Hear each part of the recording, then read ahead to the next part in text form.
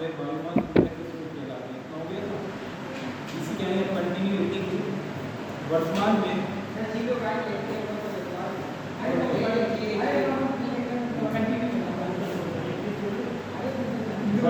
वर्तमान में लकड़ी ऊर्जा का सबसे अधिक प्रयोग किए जाने वाला वर्तमान में लकड़ी ऊर्जा का सबसे अधिक प्रयोग किए जाने वाला स्रोत है।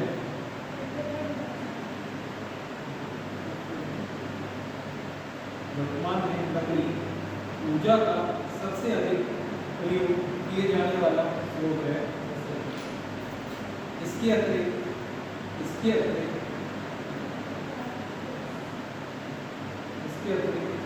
अपशिष्ट पदार्थ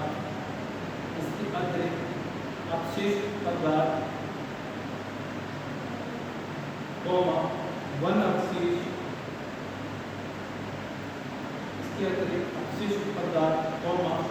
वन अवशेष आदि भी बायोमास ऊर्जा के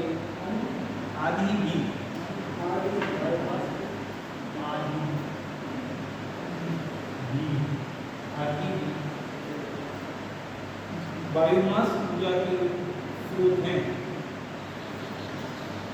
आदि भी बायोमास ऊर्जा के स्रोत हैं।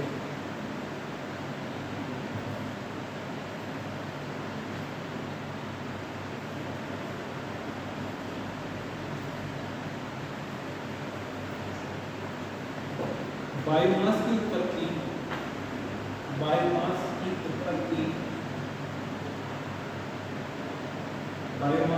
उत्पत्ति वास्तव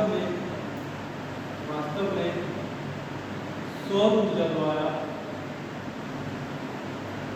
बायोमास की उत्पत्ति वास्तव में सौर ऊर्जा द्वारा होती है।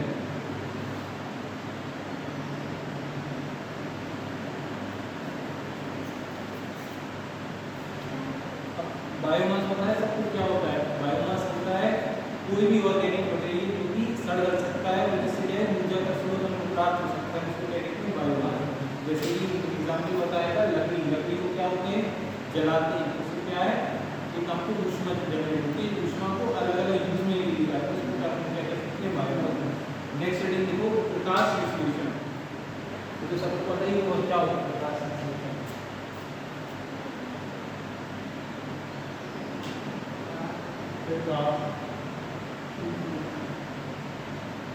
संश्लेषण यानी कि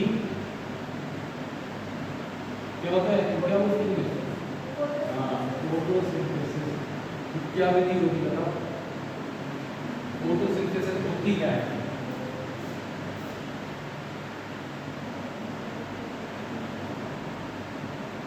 प्रकाश संश्लेषण शब्दों से समझ में आ जाता है। प्रकाश संश्लेषण, प्रकाश मतलब रोशनी है ना, संश्लेषण मतलब किसी चीज को बनाना।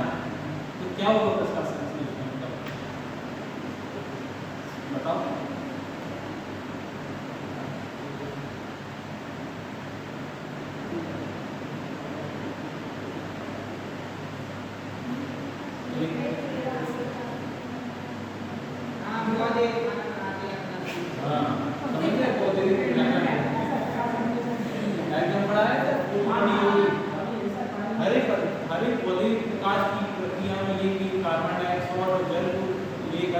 अपने क्लोरोप्लास्ट के अंदर जो खाना बनाते हैं उसको क्या प्रक्रिया को फोटोसिंथेसिस या प्रकाश संश्लेषण की विधि होती है, जो कि इसके लिए क्या होता है सूरज की जरूरत पड़ती है। और हमने अभी क्या लगवाया बायोमास की उत्पत्ति किससे होती है? सौर ऊर्जा से होती है। मतलब हमें ये सीखा है कि बायोमास है वो बनता है किससे बनता है?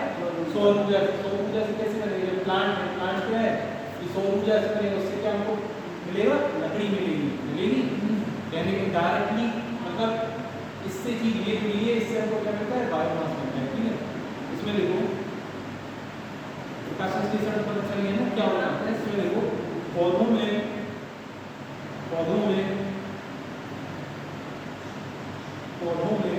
प्रकाश संश्लेषण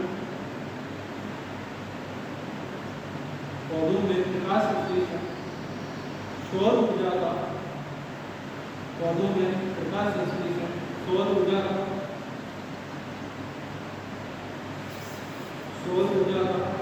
शर्करा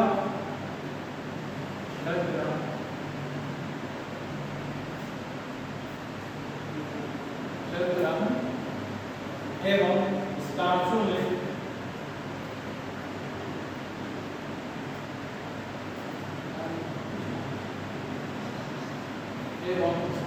में जैव परिवर्तन को कहते हैं।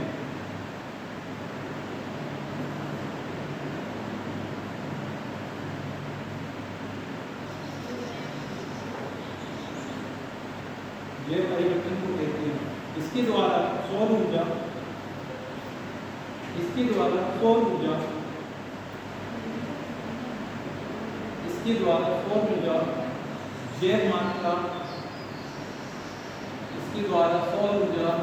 जैव मात्रा जैव भार इसके द्वारा सौर ऊर्जा जैव मात्रा में बदल जाती है। इसके द्वारा सौर ऊर्जा जैव मात्रा में बदल जाती है। यह अत्यंत जटिल प्रक्रिया है।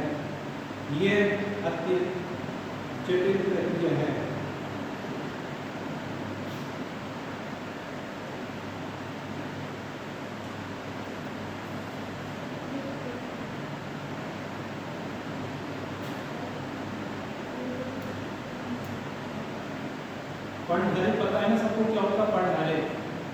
क्लोरोफिल पता है? क्लोरोफिल जो एक पत्ती होती है उसमें छोटे छोटे हरे छेद होते हैं, वो जो कि किसी पौधे को हरा रंग प्रदान करते हैं, वो कहते हैं क्लोरोफिल। पिगमेंट जो हरा कलर का होती है। यह एक जटिल प्रक्रिया है। इस क्रिया के अंतर्गत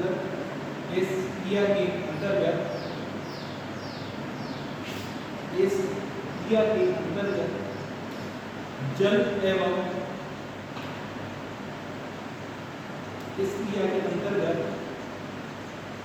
एवं कार्बन डाइऑक्साइड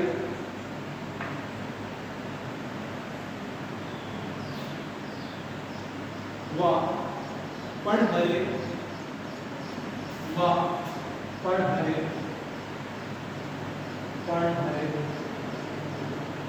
क्लोरोफिल पता है ना होता क्या है? क्लोरोफिल जो कि किसी पौधे को हरा रंग प्रदान करता है, वो पिगमेंट रहता है, इसको हम बोलते हैं क्लोरोफिल। ठीक है, इससे पौधे में पूरा हरा कलर आता है, तो पिगमेंट को बोलते हैं क्लोरोफिल। पर्णहरे इस क्रिया के अंतर्गत जल एवं कार्बन डाइऑक्साइड व पर्णहरे सूर्य के प्रकाश की उपस्थिति में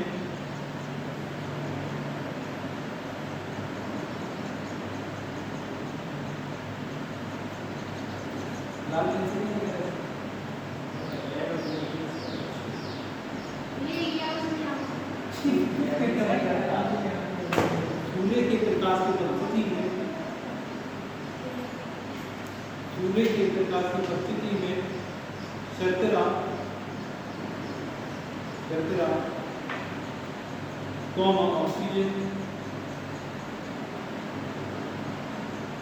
ऑक्सीजन व पर्णहरित में बदल जाती है।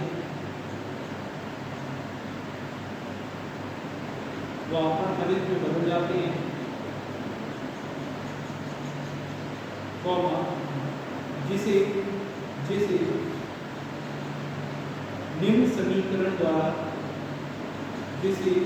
निम्न समीकरण मतलब जानते हैं ना, इक्वेशन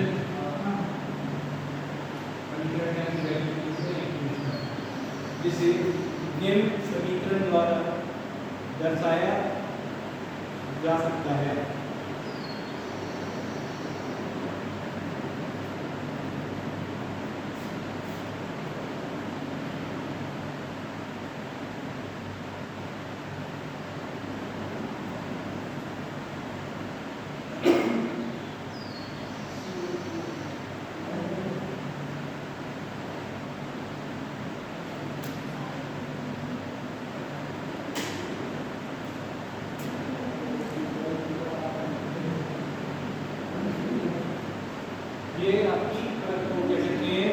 प्रकाश संश्लेषण की समीकरण होता है 6CO2 + 12H2O। सनलाइट और यानी कि सूर्य के प्रकाश की उपस्थिति और पर्णधारित की उपस्थिति में क्या बनाते हैं C6H12O6 + 6O2 और 6H2O। ठीक है, ये पहले समीकरण है।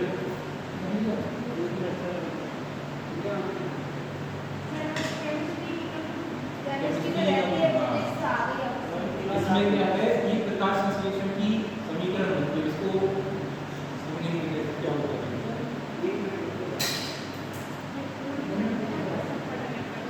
C6H12O6 क्रिया की पूरी प्रक्रिया पूरी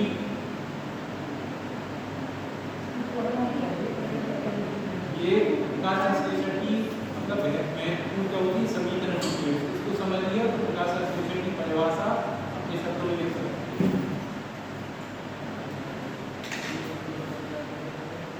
CO2 मतलब क्या होता है कार्बन डाइऑक्साइड, H2 मतलब गैस, इसका मतलब क्या होता है C6H12O6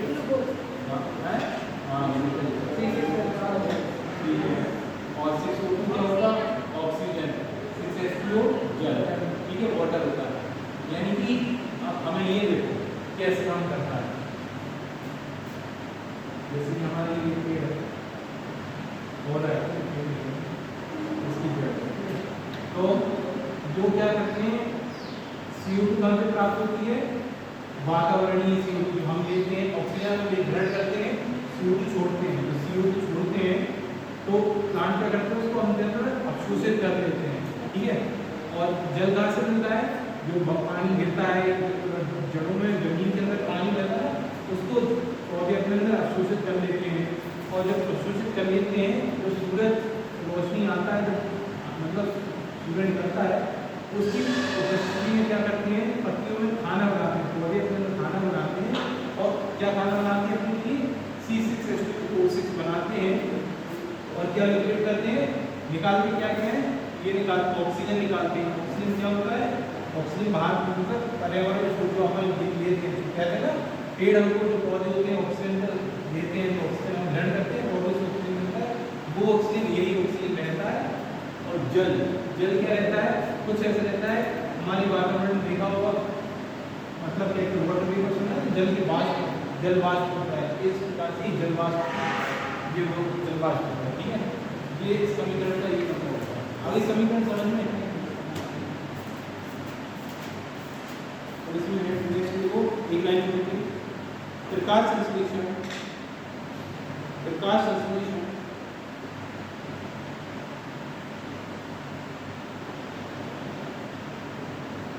के लिए प्रकाश संश्लेषण के लिए निम्न शर्तें आवश्यक हैं।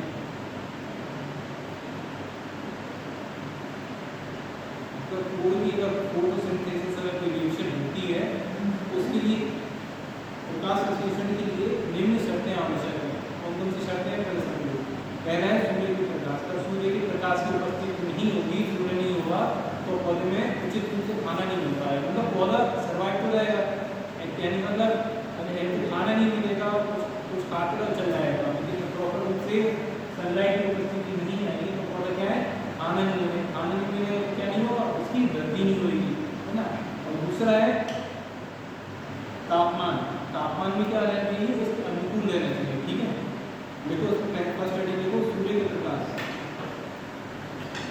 फर्स्ट क्या है सूर्य का प्रकाश,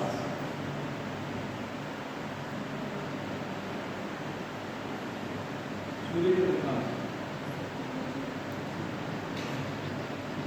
लाइट पड़ी है ना सबने, लाइट चलाते हैं तो उसमें कहते हैं प्रकाश के नाम सुनो ना, gamma ray, X-ray, ultra, infra, micro, radio, है ना। तो सूरज की कौन सी किरणें रहती है सूरज में, मतलब सूर्य में एक्सरे, हाँ गामा नहीं रहती, हाँ अल्ट्रावायलेट पराबैंगनी की किरणें रहती है ना। एक्सरे का जो कला नहीं आते वो एक्सरे होता है, गामा का रहता है रेडियो के पदार्थ में कौन सी जो की बच्चे होता है गामा रेडियो,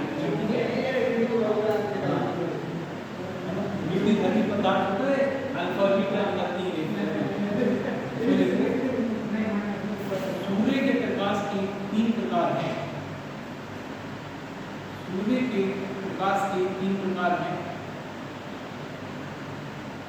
पराबैंगनी प्रकाश, पराबैंगनी प्रकाश, ब्रैकेट में लिख लेना अल्ट्रावायलेट लाइट।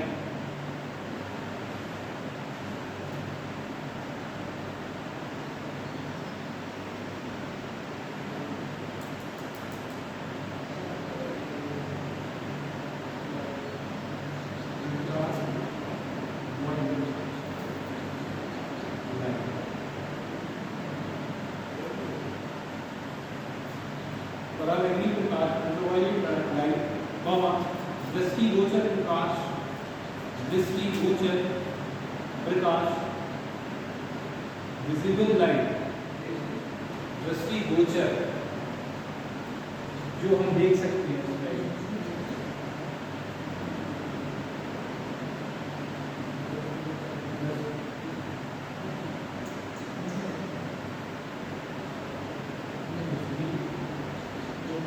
दृष्टिगोचर प्रकाश यानी जो है प्रकाश जिसको हम अपनी आंखों से देख सकते हैं, इस प्रकार के प्रकाश को कहते हैं दृष्टिगोचर प्रकाश। पराबैंगनी प्रकाश, दृष्टिगोचर प्रकाश और अवरक्त प्रकाश, और अवरक्त प्रकाश ब्रैकेट में इंफ्रारेड लाइट।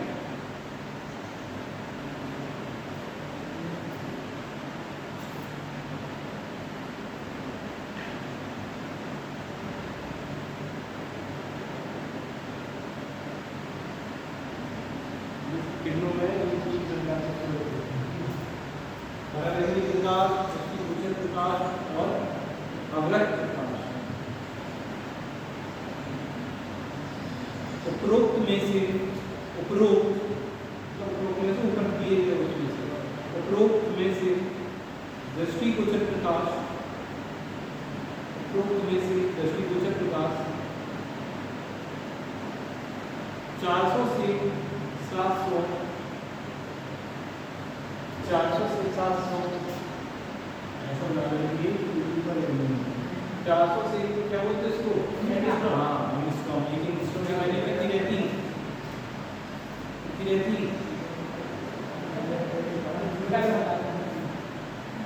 पूरा चेक कर लेना, 10 की पावर -10 है,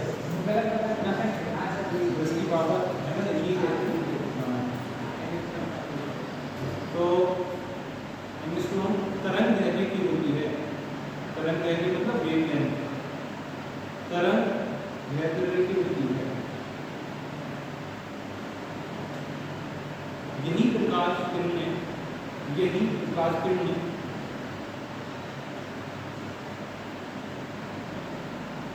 यही प्रकाश किरणें प्रकाश संश्लेषण की काम में आती हैं।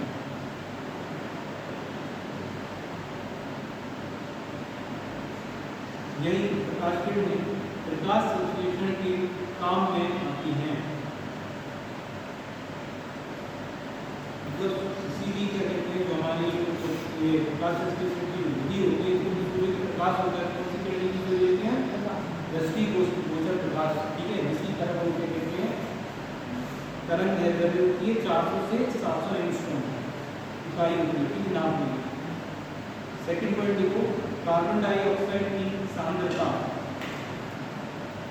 CO2 कंसंट्रेशन, कार्बन डाइऑक्साइड की सांद्रता CO2 कंसंट्रेशन, कार्बन डाइऑक्साइड की सांद्रता मतलब कहाँ से हमको CO2 प्राप्त होता है, जो कि प्रकाश संश्लेषण की क्रिया में उपयोग होता है। इसमें लिखेंगे carbon dioxide gas, carbon dioxide gas प्रकाश संश्लेषण का, कार्बन डाइऑक्साइड गैस प्रकाश संश्लेषण का प्रमुख अवयव है। अवयव यानी फैक्टर, जैसे CPOR। कार्बन डाइऑक्साइड गैस प्रकाश संश्लेषण का प्रमुख अवयव है, जो कि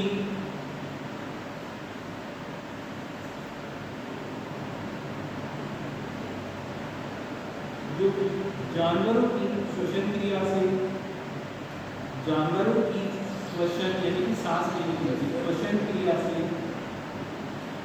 कहाँ से मिलता है, जानवर श्वास लेते हैं छोड़ते हैं ना, ईंधन के दहन से, किसी भी चीज को जलने के लिए किसकी आवश्यकता होती है, किसी भी चीज को जलने के लिए कार्बन डाइऑक्साइड की आवश्यकता होती है। जब आग लग जाती है तो क्या कार्बन डाइऑक्साइड से बुझ जाती है, ऑक्सीजन की ऑक्सीजन उपस्थिति में जलती है, कार्बन डाइऑक्साइड तो बुझ जाएगा, उल्टा पड़ गया। जो कि जानवरों की श्वसन क्रिया से, ईंधन के दहन से, ईंधन यानी कि फ्यूल, ईंधन के दहन से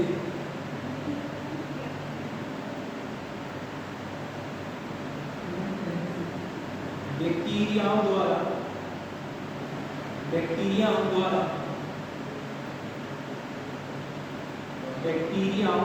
द्वारा कार्बनिक पदार्थों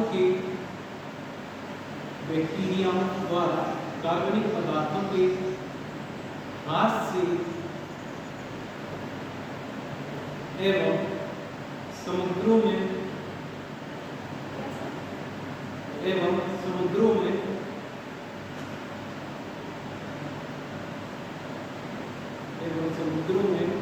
कार्बन डाइऑक्साइड का उत्सर्जन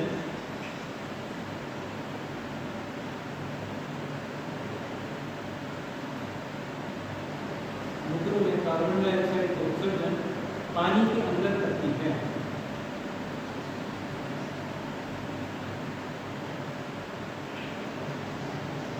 पानी के अंदर करती है। देखो तापमान, तापमान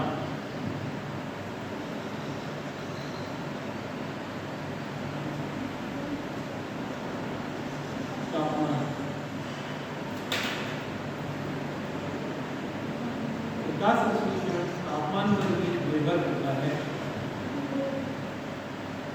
प्रकाश संश्लेषण तापमान पर भी निर्भर करता है।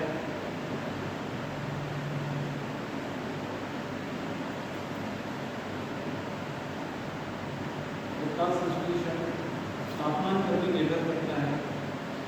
प्राय ये है 0 डिग्री सेल्सियस से 60 डिग्री सेल्सियस के मध्य, 0 डिग्री सेल्सियस से 0 डिग्री सेल्सियस से 60 डिग्री सेल्सियस के मध्य भली भांति हो पाता है।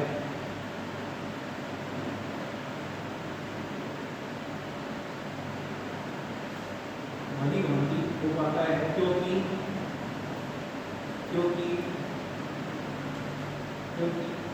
वायु रासायनिक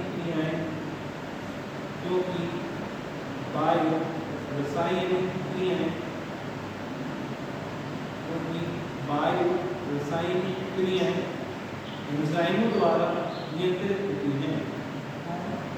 वायु रासायनिक क्रियाएं एंजाइमों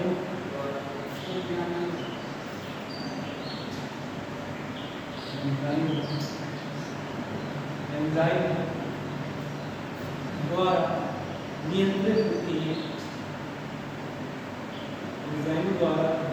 होती है, जो कि तापमान पर निर्भर करती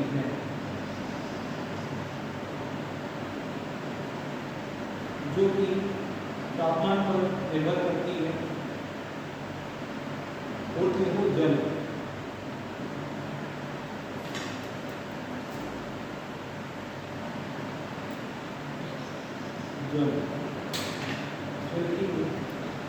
फोटोकेमिकल प्रक्रियाओं के लिए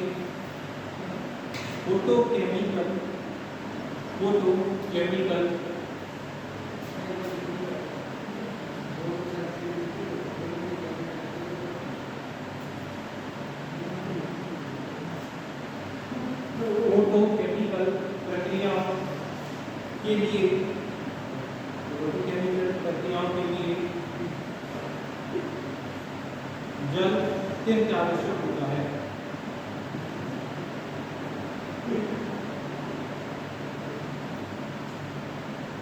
फोटोकेमिकल प्रक्रियाओं के लिए जल अत्यंत आवश्यक होता है। अब नेक्स्ट हेडिंग लिखेंगे आप विभिन्न प्रकार की बायोमास। क्या क्या अलग प्रकार के बायोमास होते हैं हम उसको समझेंगे। बायोमास समझ में आ गया, बायोमास ऊर्जा समझ में आ गया। अब बायोमास कहाँ से प्राप्त होते हैं उसके बारे में समझेंगे। विभिन्न प्रकार के बायोमास। बस देखो कृषिजन्य बायोमास, कृषिजन्य बायोमास।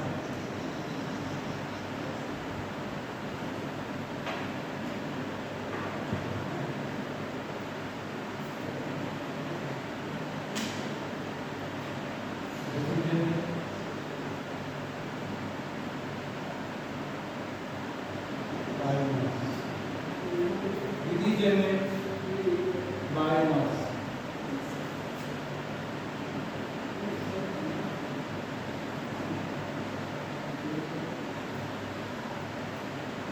कृषिजन्य बायोमास है बायोमास होता है जो कृषि से और कृषि कर लिए अवशेष बचे रह जाते हैं, जैसे कि भूसी बची रहती, चावल की भूसी कटके हुए बचे रहते हैं ना, और जंगल में प्रचुर मात्रा में पाया जाता है क्योंकि वहाँ पर क्या पत्तियाँ वगैरह रहती है ना।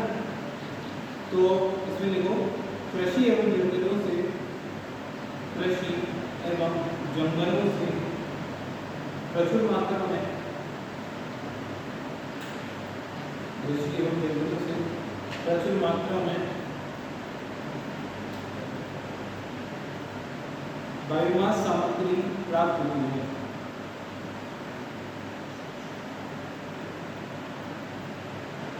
कृषि एवं जंगलों से प्रचुर मात्रा में बायोमास सामग्री प्राप्त होती है।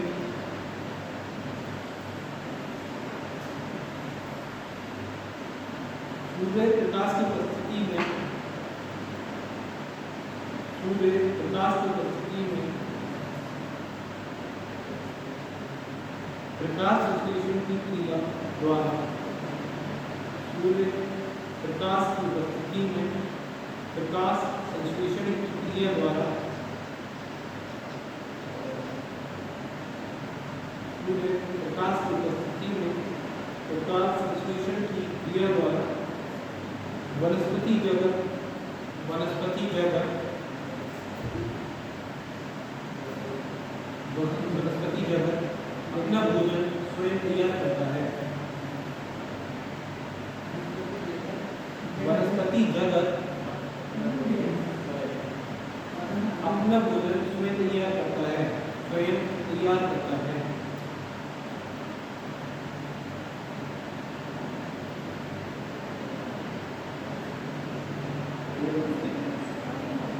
सेल्यूलोज आधारित, सेल्यूलोज आधारित, सेल्यूलोज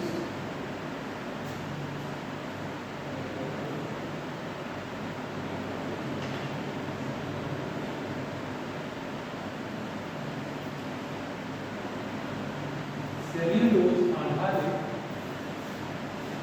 कृषि बायोमास में शामिल हैं। सेल्यूलोज आधारित कृषि बायोमास में शामिल हैं।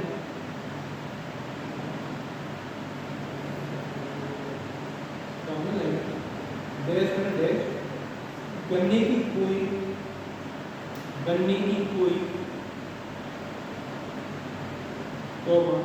चावल एवं गेहूं की भूसी,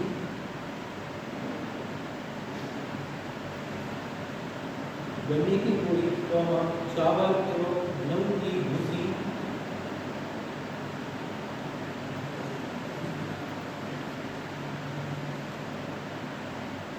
कपास की गेटी के बेकार भाग, यानी कपास का जो फल होता है गेटी का फल, कपास की गेटी ब्रैकेट में फल, कपास की गेटी ब्रैकेट में फल के बेकार भाग, कपास की गेटी ब्रैकेट में फल के बेकार भाग, कोमा गन्ने के सूखे पत्ते, गन्ने के सूखे पत्ते गन्ने के सूखे पत्ते, मक्का एवं ज्वार के डंठल, मक्का एवं ज्वार के डंठल,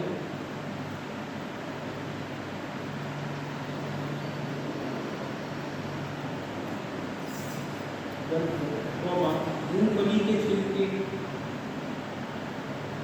मूंगफली के छिलके, जूट का कचरा, जूट का कचरा,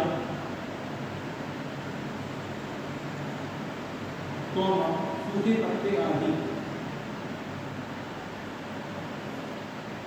सूखे पत्ते आदि,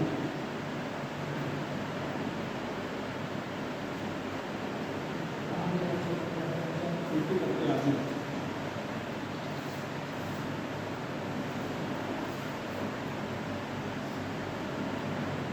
नेक्स्ट सेटिंग देखो, वैश्विक परिदृश्य, वैश्विक परिदृश्य वर्ल्ड सिनेरियो क्या है? वैश्विक परिदृश्य मतलब बायोमास का विश्व स्तर पर क्या है, क्या स्टेटस है। वर्ल्ड सिनेरियो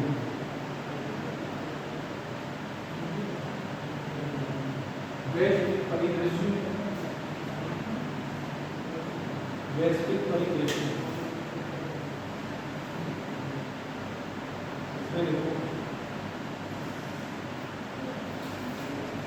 विश्व का वनस्पति जगत, विश्व का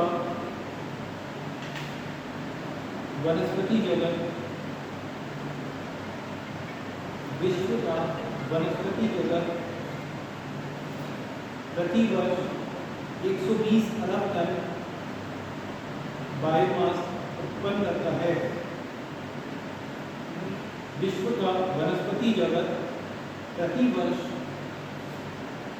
120 अरब टन बायोमास उत्पन्न करता है,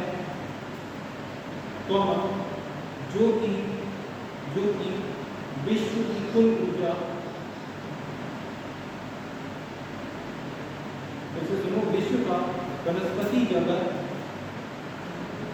प्रति वर्ष 120 अरब टन बायोमास उत्पन्न करता है,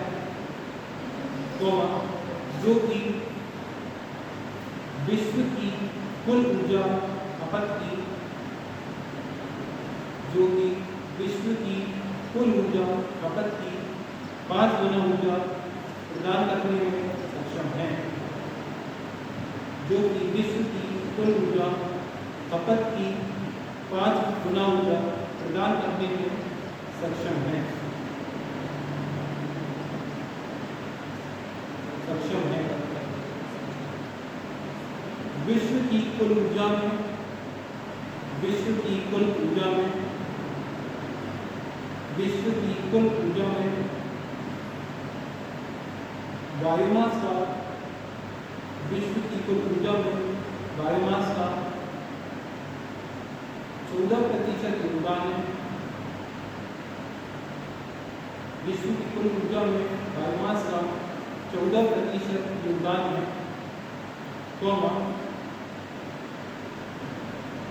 जिसमें से 38% का, जिसमें से 38% का उपयोग, जिसमें से 38% का उपयोग विकासशील अर्थव्यवस्थाओं की, जिसमें से 38% का उपयोग विकासशील अर्थव्यवस्थाओं के ग्रामीण क्षेत्रों में, अर्थव्यवस्थाओं के ग्रामीण क्षेत्रों में पारंपरिक तरीके से किया जाता है, पारंपरिक तरीके से किया जाता है।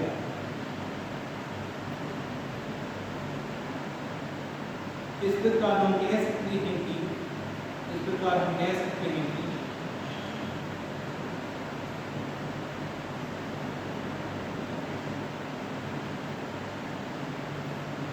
विश्व स्तर पर बायोमास की ऊर्जा इस प्रकार हम कह सकते हैं कि विश्व स्तर पर बायोमास की ऊर्जा प्राप्ति की विश्व स्तर पर बायोमास की ऊर्जा प्राप्ति की प्रचुर संभावनाएं हैं, प्रचुर संभावनाएं हैं।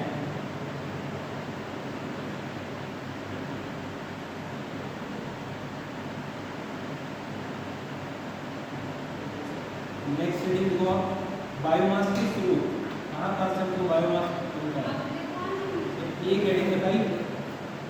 इसी मतलब और भी चीजें जैसे कृषि ने बता दिया, उसी पर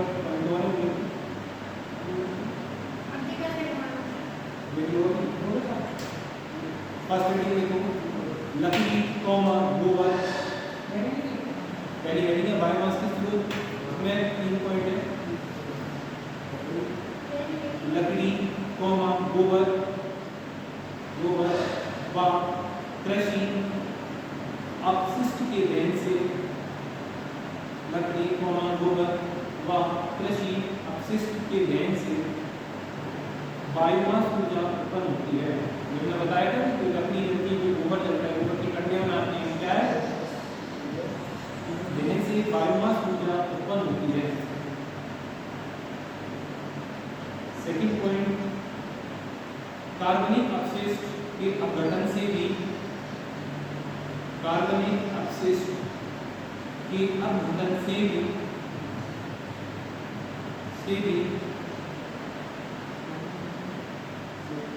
भी बायोमास उत्पन्न होती है। तो अगर यह गैस फॉर्म में, यह गैस फॉर्म में प्राप्त होती है,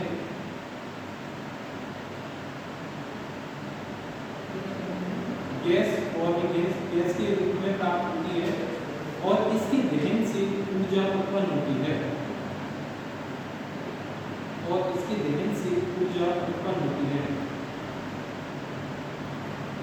तो मैंने गोबर के सुना है कि नहीं, बड़े बड़े टैंक होते हैं, उसमें गोबर का घोल भर दिया जाता है, उसको क्या करते हैं बिल्कुल पैक कर देते हैं, उसमें जब पैक कर देते हैं, टैंक रहते हैं बड़े बड़े, उसमें गोबर को पानी से मिला के अच्छा घोल बना देते हैं, उसको छोड़ देते हैं। उसमें क्या होता है, प्रेशर बनना, प्रेशर जानते हैं दबाव बन जाता है, तो प्रेशर बन जाता है तो उसको एक पाइप के थ्रू बाहर निकाल लिया जाता है, उसको गैस मतलब आग जलाने के काम में, खाना बनाने के काम में दाल होता है, बायोगैस होता है, गोबर गैस।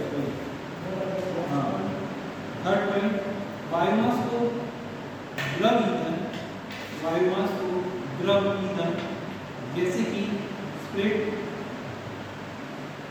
बायोमास को द्रव ईंधन जैसे कि स्प्लिट, द्रव मतलब लिक्विड, बायोमास को द्रव ईंधन जैसे कि स्प्लिट, कॉमा एल्कोहल,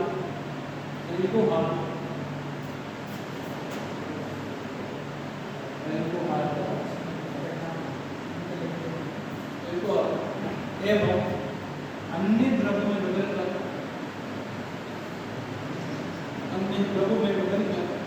ईंधन के रूप में उपयोग कर सकते हैं, ईंधन के रूप में उपयोग कर सकते हैं।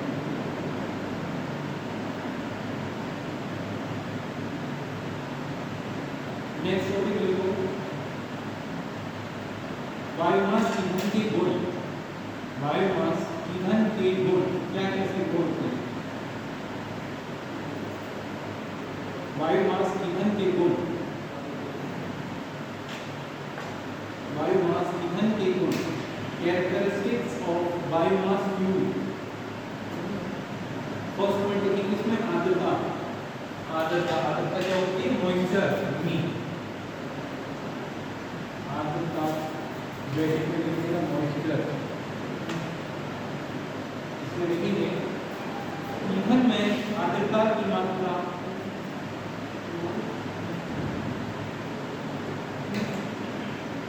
ईंधन में आर्द्रता की मात्रा,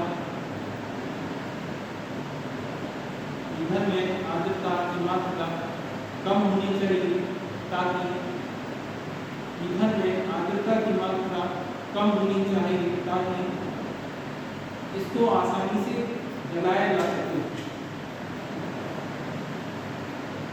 ईंधन में आर्द्रता की मात्रा कम होनी चाहिए ताकि इसको आसानी से जलाया जा सके। सेकंड पर लिखेंगे सतर्कता, मतलब कंसिस्टेंसी।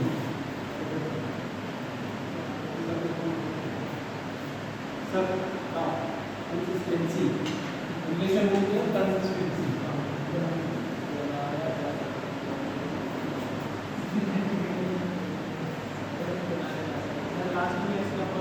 आसानी से जलाया। सेकंड पॉइंट है सतर्कता। बायोमास ईंधन, बायोमास ईंधन पर्याप्त मात्रा में उपलब्ध है। बायोमास ईंधन पर्याप्त मात्रा में उपलब्ध है।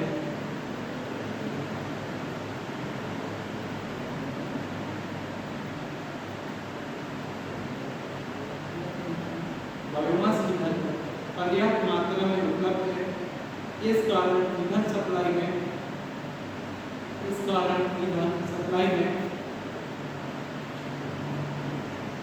सतर्कता बनी रहती है। सतर्कता बनी रहती है।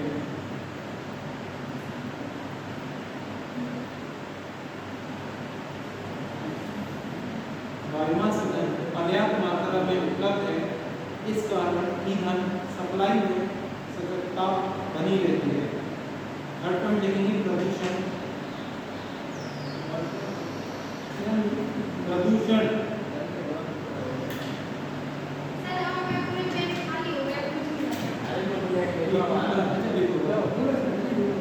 प्रदूषण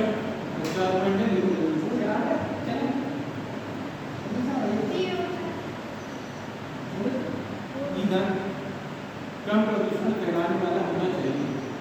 ईंधन होता है उससे कम प्रदूषण वाला होना चाहिए। ईंधन कम प्रदूषण फैलाने वाला होना चाहिए।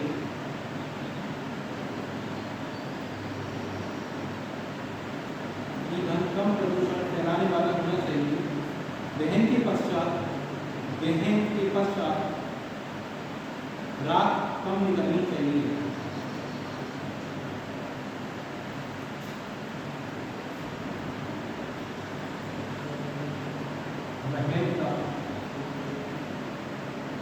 नेक्स्ट को अफोर्डेबिलिटी।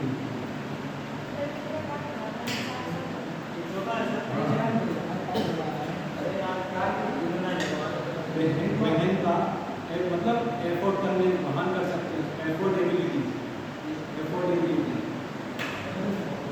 ईंधन निम्न दर पर उपलब्ध होना चाहिए। ईंधन निम्न दर पर उपलब्ध होना चाहिए।